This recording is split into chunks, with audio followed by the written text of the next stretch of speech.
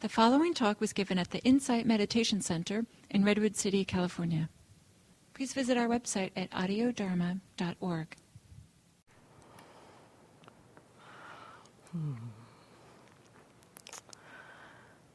So the topic I thought of exploring this evening is a topic of letting go. And we talk about this a lot in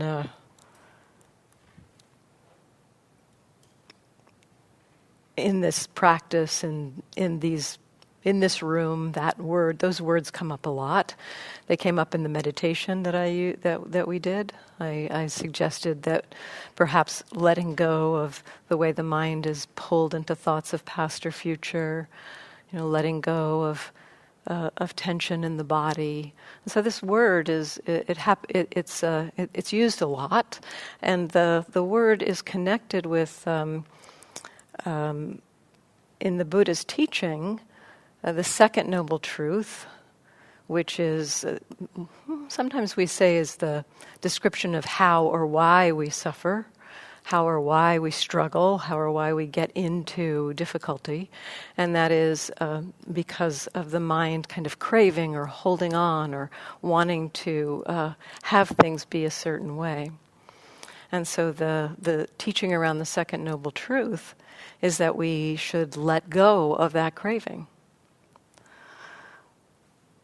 But how do we let go of craving, and what is craving anyway? I mean, so this is the kind of questions I'd like to explore today. It's like, so this is a foundational or a fundamental kind of teaching. The Buddha says that in the first noble truth, he says, we suffer, we struggle, and I don't think we usually contest that. we find ourselves struggling and in distress. And this word, dukkha, that is translated as suffering, does mean a variety of kinds of suffering. When we use the word suffering, it often seems to evoke in us, in the English language at least, it evokes something big. Suffering is a big thing. But this word, dukkha, in the Pali, conveys a range from the subtlest kind of just unease or dissatisfaction through to a major distress or what we do call suffering. And so the teaching of the Four Noble Truths is really around suffering, that we do suffer, and then the Buddha pointing out in the second Noble Truth that there's a kind of suffering, let's say, that is related to something going on in our minds. We often would define suffering as being something external to us. That we're suffering when somebody is doing something to us, or the pain that we're experiencing when we fall down and hurt our knee or break a leg or something. That pain is suffering. But the Buddha said that kind of suffering, that kind of unpleasant experience, that's going to be there. That's not going to go away. But he did say that there's a relationship in the mind to what's happening in the world and our minds and bodies. There's a relationship to that adds a whole layer of suffering, from the subtle to the profound. And this is the kind of suffering that we can be free of. And this is where the second noble truth points to this craving. Basically, the relationship to what's happening in the world. We want it to be a certain way. We want certain things to continue. We don't want other things to continue. So there's this craving to have things be a certain way. And this craving, the second noble truth, basically says, with the arising of craving comes suffering. So when craving arises, suffering arises. Often this noble truth is framed that craving causes suffering, that the cause of suffering is craving. And we could look at it that way, but also in our language, in the English language, when we say A causes B, we usually think, so A is not B. So when we have A and it causes B, A is not B, it's just kind of bumping up against it and making something happen. And in this case, the way this is stated, with the arising of craving is the arising of suffering. So the craving is suffering. So to me, that's a subtle, but also it's a distinction that I've seen in my own practice as having a truth to it. That when I actually can touch into the actual experience of craving, there's a kind of a leaning towards, or a neediness, or a kind of a wrapped around something. That experience of that craving is already suffering. It doesn't have to go anywhere. It doesn't have to bump up against anything. The arising of craving is the arising of suffering. And the third noble truth reinforces this kind of almost equivalency in between craving and suffering. So whenever there's suffering, there is going to be craving. And wherever there's craving, there's going to be suffering. We don't have one without the other. And the third noble truth reinforces this, that when it says, with the ending of craving, there is the ending of suffering. And so this points to how the release from the ending of craving is kind of the aim of our practice. And in order to kind of understand this, we need to kind of understand, first of all, a little bit about this craving. The first noble truth also says that yes, there's suffering, and what we need to do with suffering is to understand it. Not understand it in terms of an intellectual thinking about how did I get here, but understanding in this case being more of a visceral or a kind of an experiential knowing. This is the experience of suffering. And so many experiences, and many of our reactive emotions, for example, are experienced as suffering, but we don't necessarily know that. So the arising of like frustration, for example, or anger. When we feel those, often we aren't directly, or when those arise, we may not be directly feeling them. We may be more oriented towards the thing that we're frustrated about or the thing that we're angry with. But when we turn to the experience, and this is what I think the Buddha means by understand suffering, when we, instead of orienting our attention to the thing we're frustrated with or angry with or whatever emotion, reactivity we have, instead of orienting to that, we turn instead to, well, what's the experience of being a human being that's having this happen? What's the human experience of experiencing anger? What's the human experience of frustration? When we turn to that, with that experience, we understand in a very different way, and maybe sometimes even in a big aha moment. Certainly for me, when I first touched into this around anger, it's like, oh my gosh, anger hurts. I mean, I kind of had known that, but not in this visceral way, because I was so oriented on what I was angry about, as opposed to recognizing the anger itself. And so this is what the Buddha means by understanding suffering. The second noble truth, the Buddha says that we need to explore and let go of craving. And so how do we do that? Well, actually, I think that one of the big ways to begin to be able to let go of suffering, to let go of craving, is because craving is suffering, we need to understand craving. So we need to understand craving through this direct experiential kind of understanding. Get familiar with what craving is. And so that piece, I'd like to explore that for part of the talk here, is like, what is craving? And the Buddha has some ways of describing it. So I'll kind of go through the classical way that the Buddha talked about the different kinds of craving. He said there's 3 kinds of craving. The first kind is one that we'll, pretty easily recognize. We have a craving around sense pleasure. We like things to be pleasant. We don't like things to be unpleasant.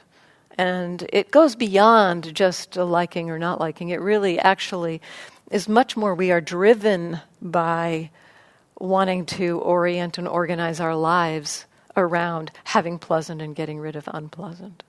And so that's one form of craving, and we'll go into that in a little bit more in a moment. I'll just do a little overview here first.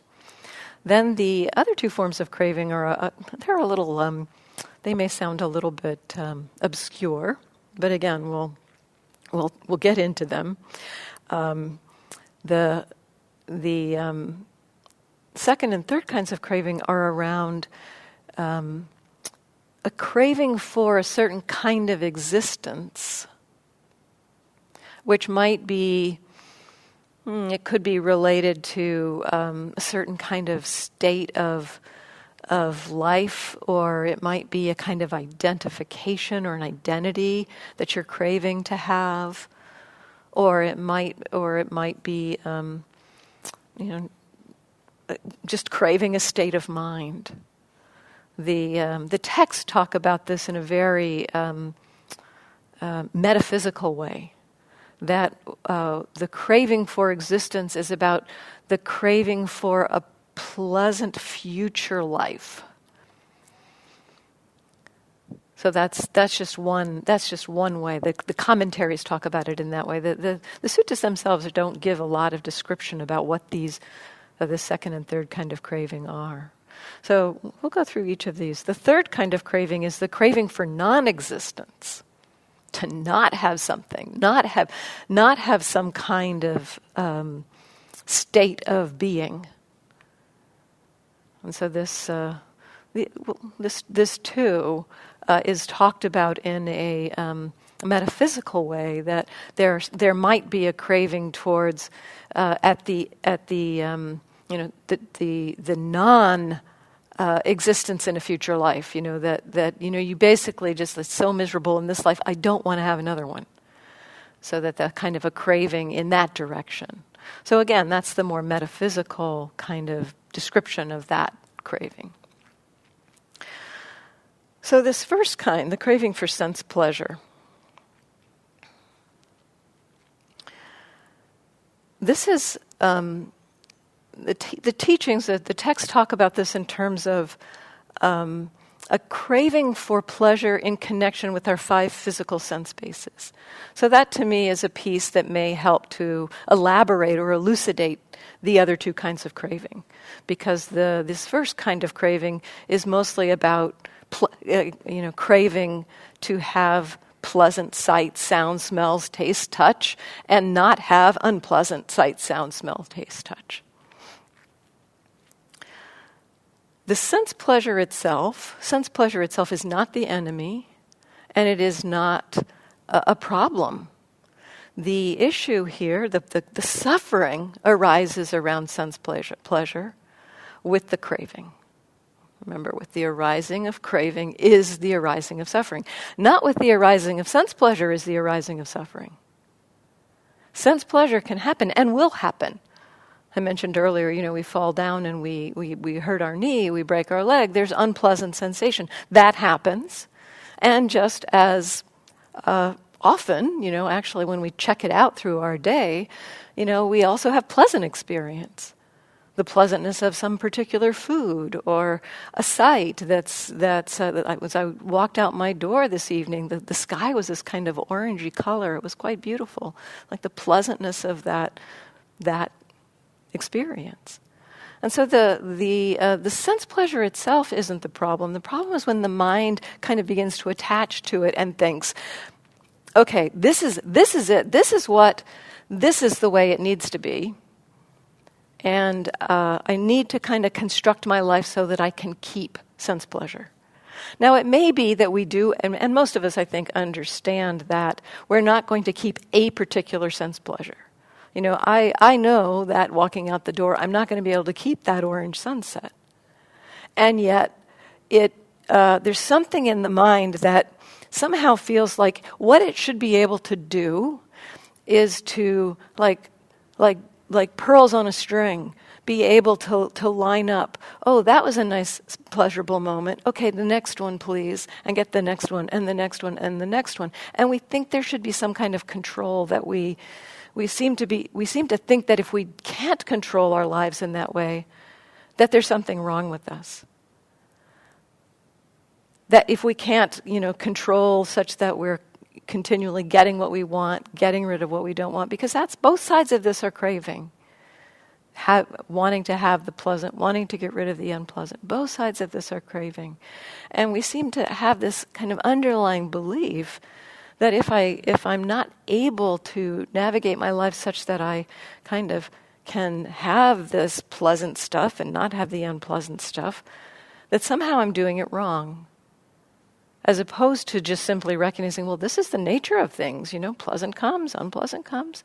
This is just the nature of experience. And so the Buddha pointed to the craving to sense pleasure. Is this a big piece of where we suffer? That in this whole project of trying to keep the pleasant, get rid of the unpleasant, or to kind of continually find the next hit of pleasant. And this is the way the mind actually works. It's like it gets a hit of pleasant. There is a kind of happiness that comes with that.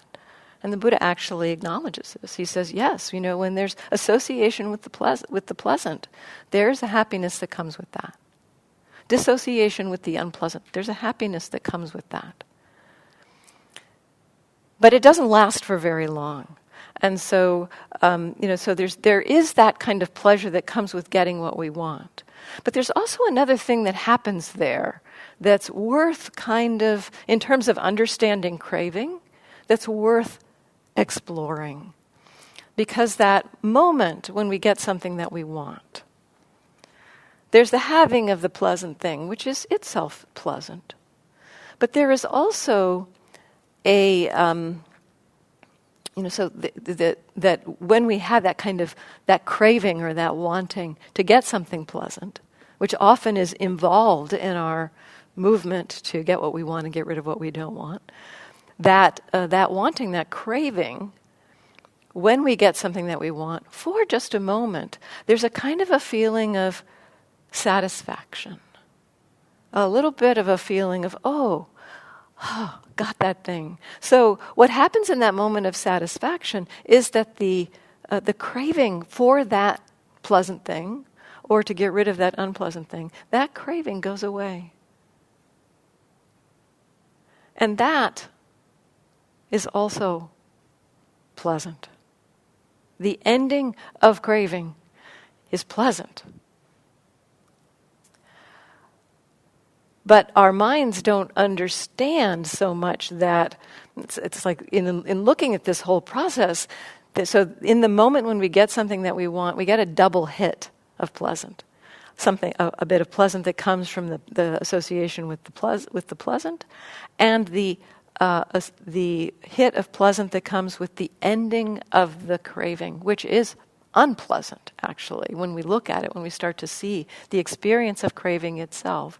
And so this is that piece of understanding craving, beginning to get curious about that experience. What is craving? When we want something, when we want something. And this is actually a good exercise.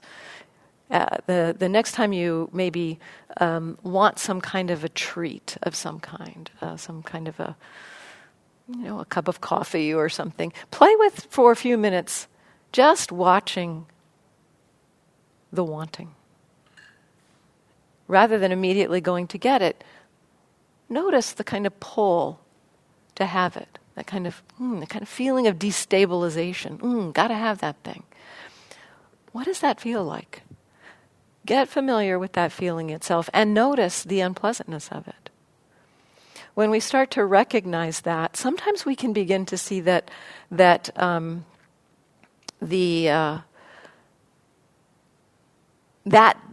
of movement, that kind of craving, that mind that tells me I need to have something. That mind of craving actually does not understand or only believes that the having of the thing is what's going to make me feel better. So craving believes that I got to have that thing. But when we watch this process, if for sometimes, one time I tell this story a lot, but I was sitting at a stoplight one day. It was kind of a long stoplight, and I was letting my eyes kind of wander around, and I noticed there was a Starbucks across the street. And that created the idea of a latte in my mind, and that sounded good, and the craving for the latte sprung up. And fortunately, in a way, the light was red for long enough that I got to see this, like, oh, there's craving. Okay, let's play with this. I'll watch this craving. And I also made the choice in that moment, I'm not going to stop at Starbucks. I'm just going to watch this and see what happens. And so as the light turned green and I went through the stoplight and then turned the corner, where it would be so easy to just turn into the Starbucks. The craving got stronger. I could feel it kind of get a little tighter. And then I drove past it, past the point where it would be a real hassle to turn around, and the craving went away. So, and there is a feeling of release there. There's a kind of a feeling of, oh, wow. The feeling of being caught by craving is a feeling of being like caught in a vice grip. And when we're released from that vice grip, there's an ease, there's a relaxation. This is what that third noble truth means. The ending of craving is the ending of suffering. That as that craving lets go, we're released from that kind of, it's like we're being subjected to some kind of a slave master. Craving is like a slave master. You will do this. So that that kind of curiosity around the craving itself can help us to understand something about the nature of craving. And this is something about understanding the suffering. We see that the craving has essentially been convincing us, when we're caught in the throes of craving, it convinces us that the only way for this feeling to go away, for this unpleasant, tilted kind of dissatisfied feeling to go away, is to get the thing that we want or get rid of the thing that we don't want.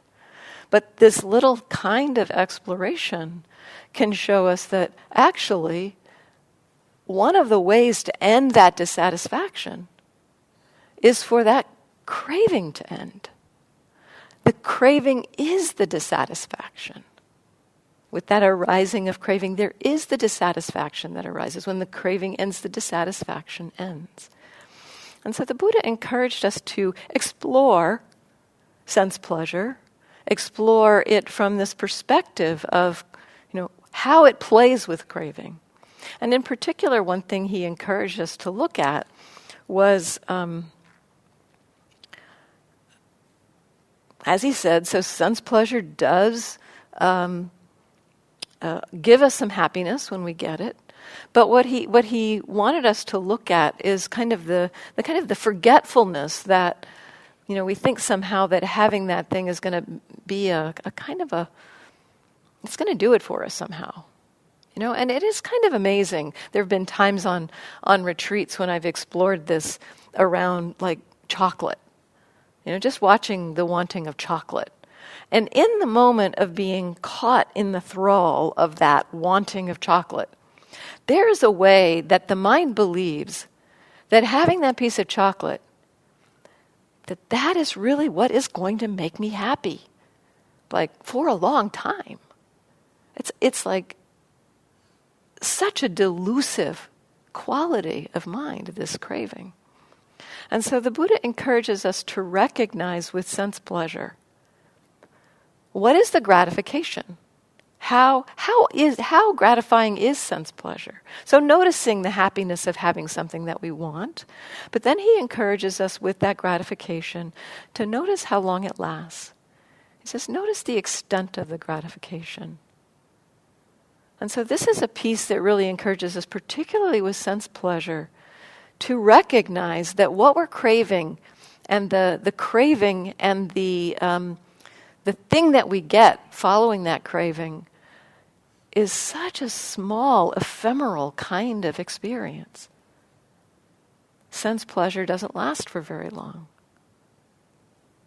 And so watching that, getting to know that, being curious about how long does sense pleasure actually last. This helps us to see to undermine the cravings perspective that yes, that thing, having that thing will make me happy for a long time. As we begin to see that sense pleasure is just going to go away in a few moments, and then the mind's going to be jumping on the wheel of the next thing.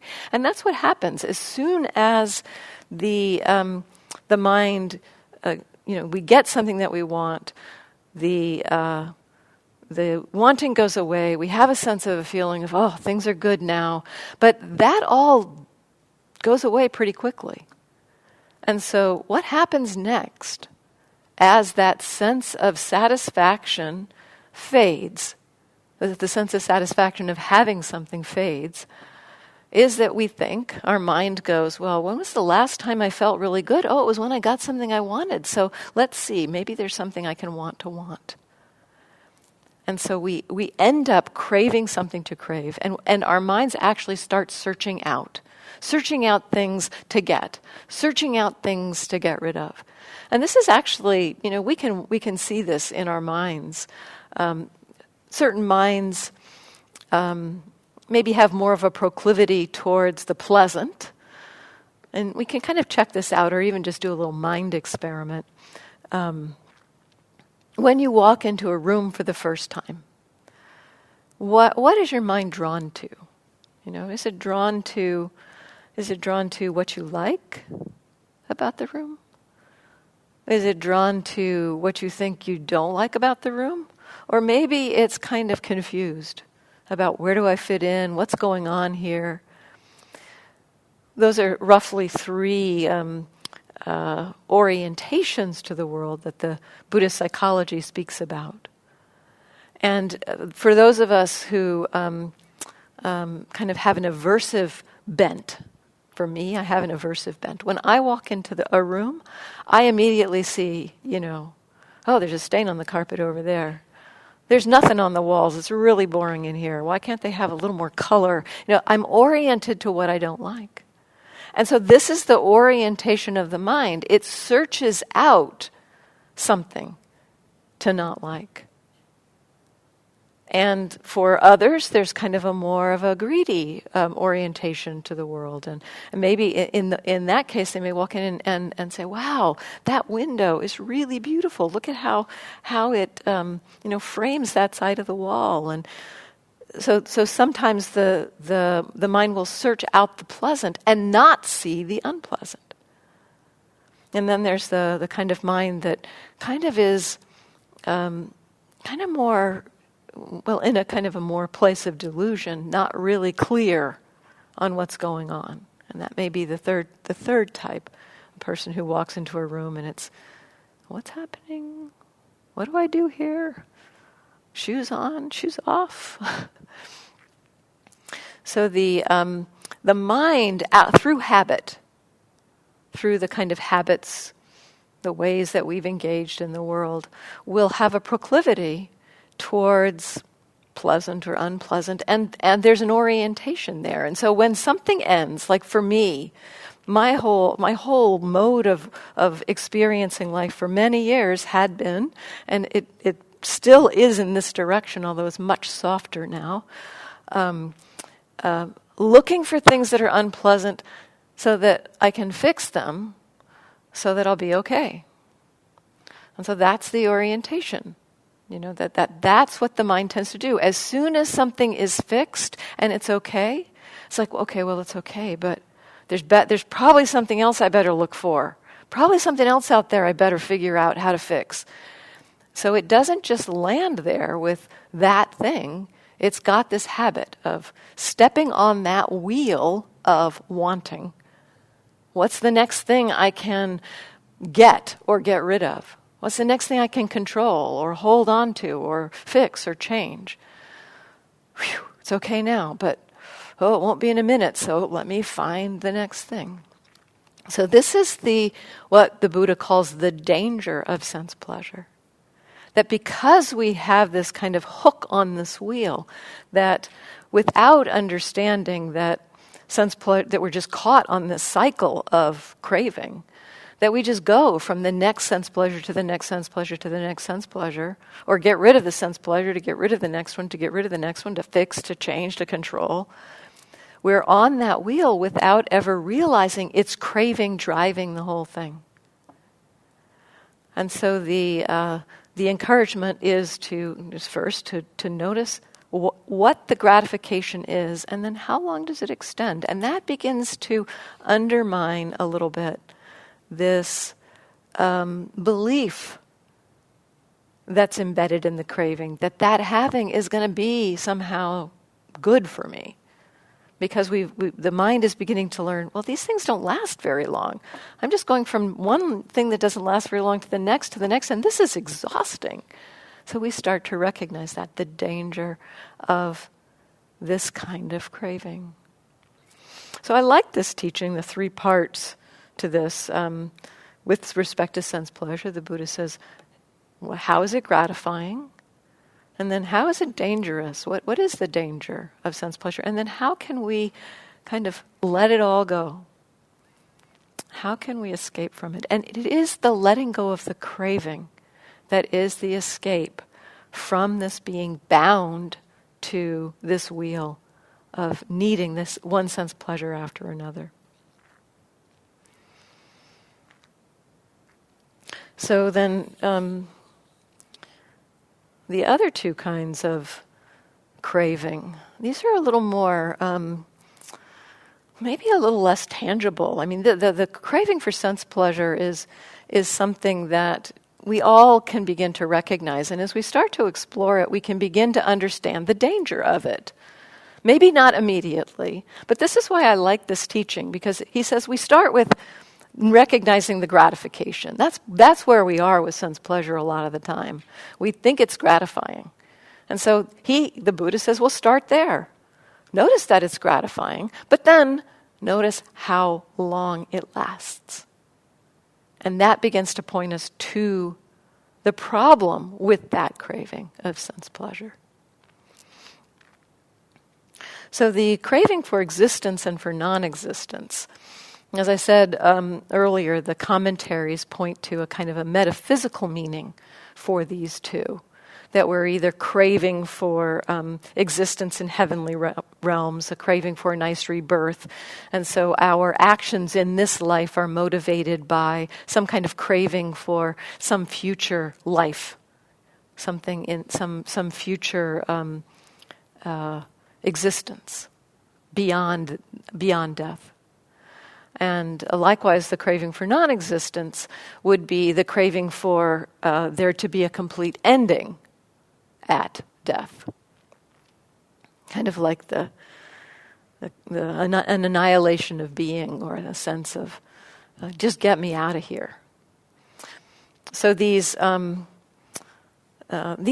pretty, and actually some of the more modern day commentators on the suttas, Bhikkhu Bodhi for one, who is responsible for translating the bulk of the Buddhist teachings into English, modern English, he says this is a pretty limited definition of the craving for existence and non-existence. And so I said earlier that the craving around the sense pleasure is around the craving for the 5 pleasantness around the 5 physical senses. Having pleasant in the 5 physical senses, getting rid of unpleasant in the 5 physical senses. There's also a lot of craving, whole realms of craving, in terms of what goes on in our mind. We crave certain thoughts. We crave certain states of mind. We crave certain kinds of identities, a sense of being someone.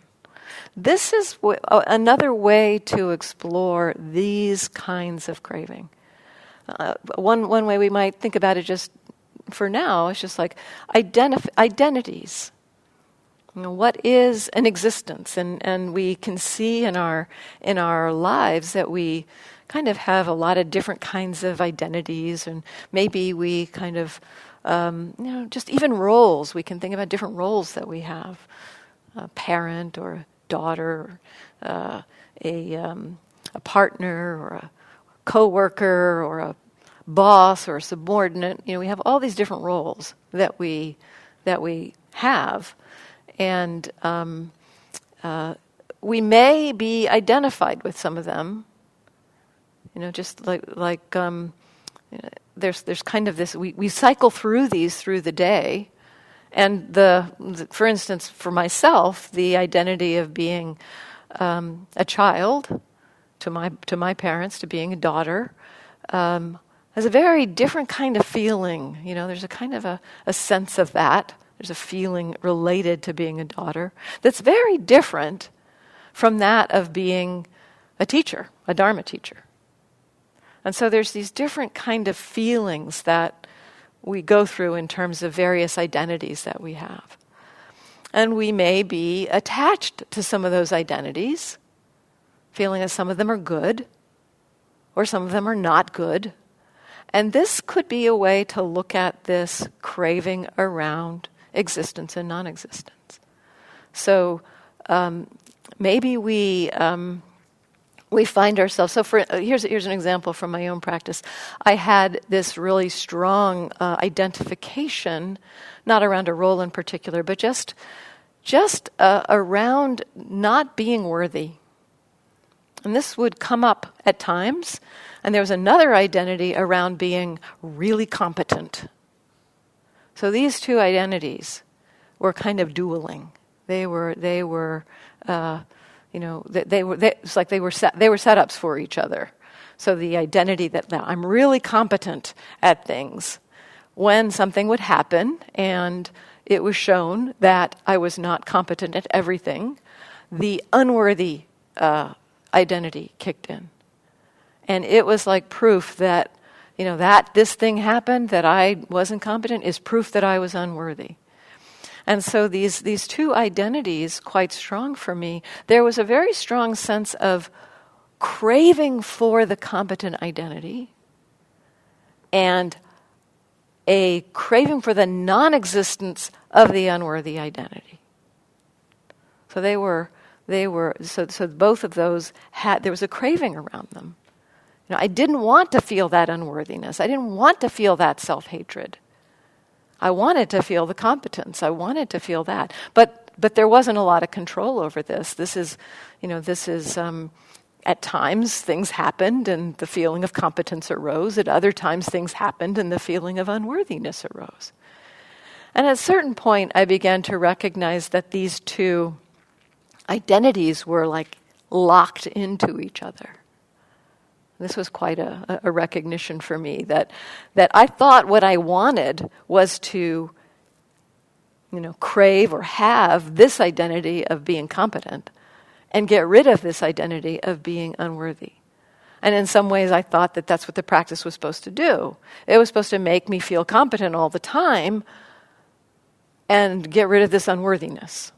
That's kind of what my mind was playing with. It's like, well, all I need to do is to figure out what the craving about this unworthiness is, because that needs to go away. That's painful.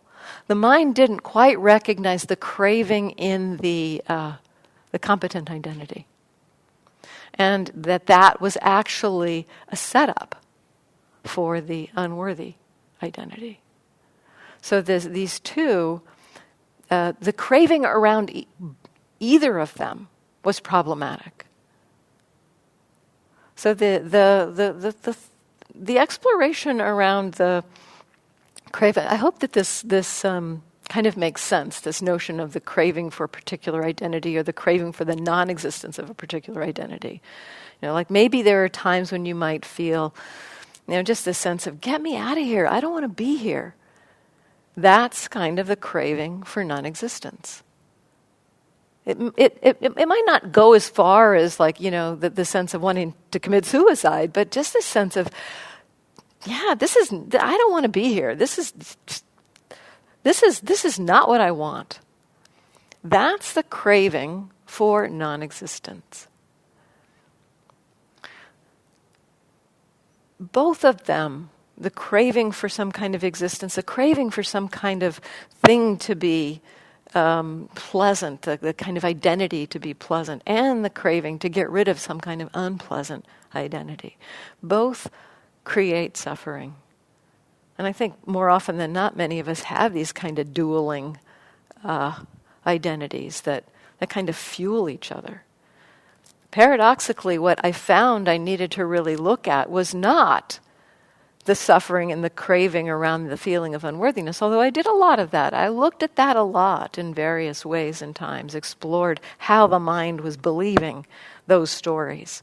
But the other thing that I needed to really do was recognize and acknowledge when that identity of, I'm doing this really well, I'm really good at this, when that was arising, and to begin to recognize that kind of feeling of like, oh, that's good, I got to hold on to this.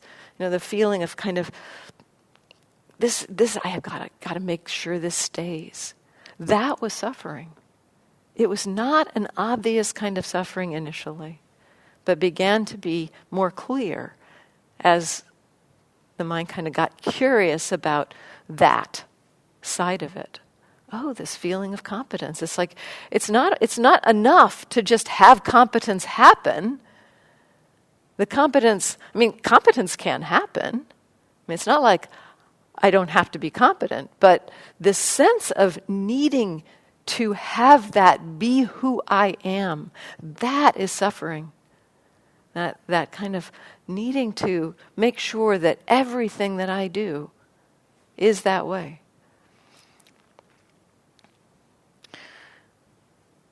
So this, the craving for existence, the craving for non-existence, maybe we can look at it in terms of that. The identities is a big piece of it, I think, but also it might be just in terms of a state of mind that arises, liking a state of mind, wanting it to continue, not liking another state of mind. So liking it when we're excited, but not liking it when we're sad. You know, so the not liking it when we're sad is a kind of a not wanting that state, not wanting that existence that's arising right now, wanting this existence that's arising right now. So this is a piece of our craving, the wanting, and we can begin to recognize it, I think, in terms of our mind states, in terms of our identities.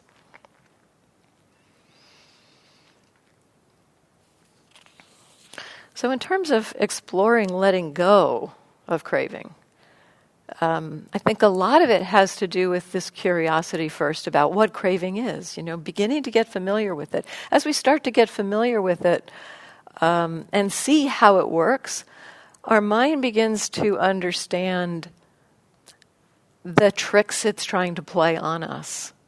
It begins to understand the delusion and the confusion that are embedded in that craving. The beliefs that are embedded in it that actually don't make a lot of sense. Like the idea, for instance, that somehow I could be competent every single second of my life. What a joke. So the looking at this begins to kind of unmask some of the beliefs and the delusions that are embedded in the craving. But there's a couple different things to know. And the word letting go, I think, has a quality often we might think of as an active kind of doing. That we should somehow be able to let go of craving, meaning, oh, this craving is happening, so I should stop doing that. I should be able to let it go. I should be able to not do that.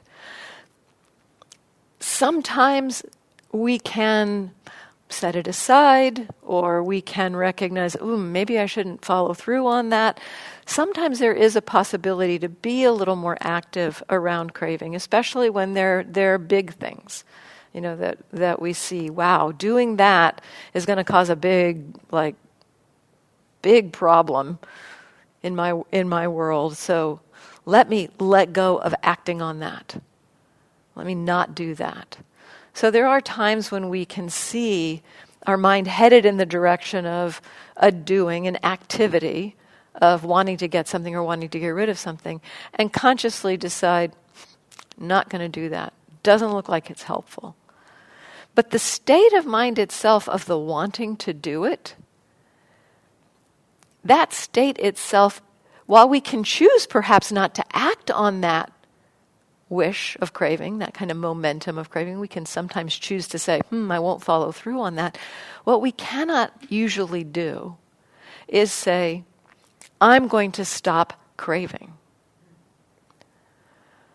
And that's where another form of practice is really useful. First of all, to know that this is normal. It is this teaching around letting go of craving. We could say, in effect, that the teaching around letting go of craving may be to let go of acting on craving when that's possible, and even that's not always possible. But then the next piece of it is to not try to repress, because that's what we might tend to do. Given that we might think, I shouldn't be feeling this craving. I'm supposed to let go of craving. So I should be able to stop this craving. We can't generally do that. We can't generally stop that state of mind. And when we try to do that, what it ends up doing usually is repressing it. We're kind of pushing it down underground. And that actually kind of makes it rebound on us later, often. So the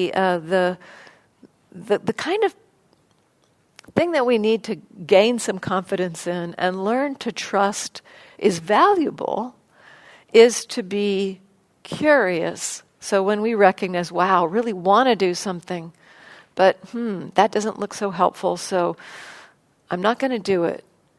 But not to ignore the craving there, to be with it, to watch it, to get familiar with it. This is a different kind of approach, being with the craving. We could say, instead of letting go, we're letting go of the acting on the craving. But then in terms of our mindfulness, we are exploring letting craving be, being aware of that experience. Fully allowing that craving to be there, neither acting on it nor repressing it. That gives us the education, that gives us the different experience, the kind of the recognition that craving is suffering. And our minds will begin to recognize, when we see that, when our minds see that craving is suffering, our minds will begin to, unfortunately, our minds don't want to have unease. Our minds want to move in the direction of well-being. It's kind of a movement of our minds. And when our minds get better information about what's going on in there, there's an awful lot of stuff going on in our minds that's been hidden from us. And sometimes for good reason, that, there's a lot of information in there that we don't, if we saw it all the time, we'd be overwhelmed. But there's also a lot of barriers or boundaries to what's actually motivating us. And this is a place where we can begin to get curious. So what's motivating us? And as we look at that and see, this craving is motivating.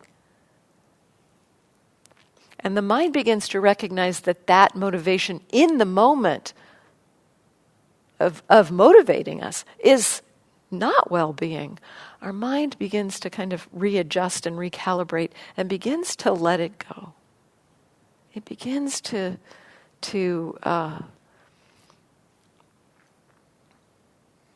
move more in the direction of what is well-being.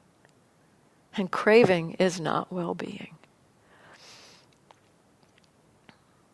So another story I tell quite a lot, but really does feel like it talks about this kind of letting be.